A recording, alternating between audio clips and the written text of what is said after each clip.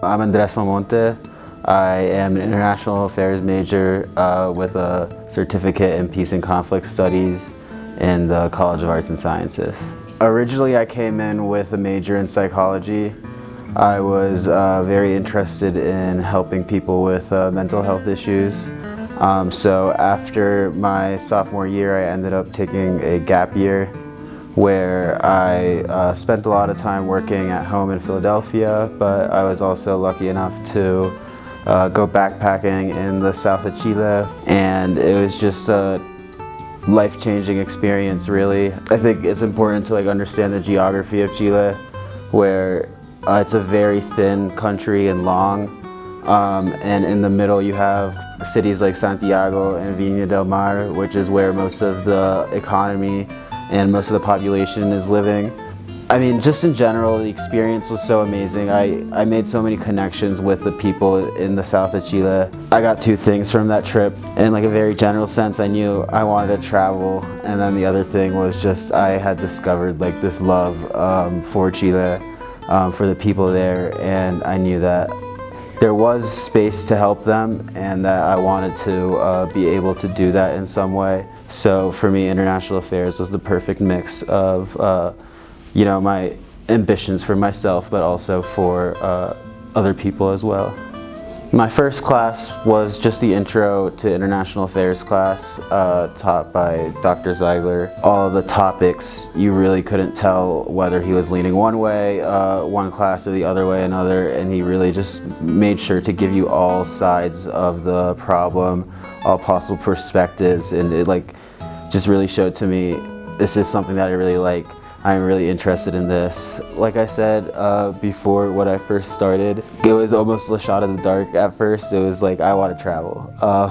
The idea that I could do that for work is kind of crazy to me, and I would love to be able to do that, to interact with other cultures and learn from them. But really, more than anything, what attracts me to the career is the idea that I can create some kind of impact, that I can create some kind of change and be able to help people who are often marginalized. For me, that is the most gratifying thing.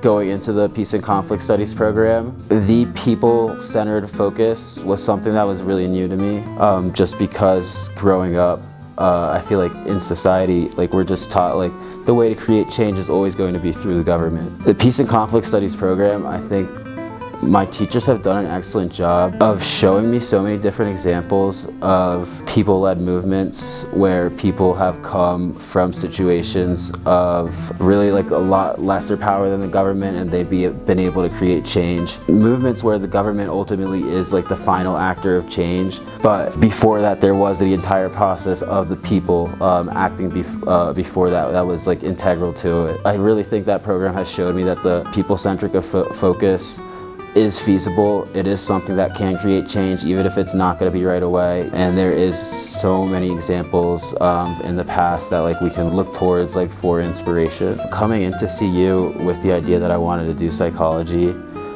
and I was never 100% sure on that. Both of my advisors, my advisor now in international affairs and my previous advisor, were so supportive and were so kind to me and provided me with so many different resources to look into different subjects that might interest me. All of my teachers have been so welcoming to me. Dr. English, Dr. Ziegler, Dr. Truelove. I mean, I can think of so many of different ones. The other thing is the way they structure their class, it really feels they're excited to hear our perspectives. Ideally, I want to see myself as a tool for the people of Chile, or wherever really, to use to create the change they want to see. While I have learned methods of development and things like that, I never want to be going to a marginalized community and saying, this is what I learned, so this is just how we need to implement it for you. And credit to my teachers for really highlighting the importance of this, is that we can take these theories, but they don't have to be rigid. I could say, okay, this is one way that we can improve infrastructure, but then I can talk to the people who actually are living in that place and say, okay, this is what I was thinking. How do you guys actually envision this for yourself? So really for me, it's about making other people's visions a reality. I never want to impose something on a marginalized group of people. I really just want to be able to create some type of change, even if it doesn't change the world. If it can change one or two people's lives, that can have a ripple effect that maybe not in my lifetime, but maybe it will create a change at some point, which is all that matters to me.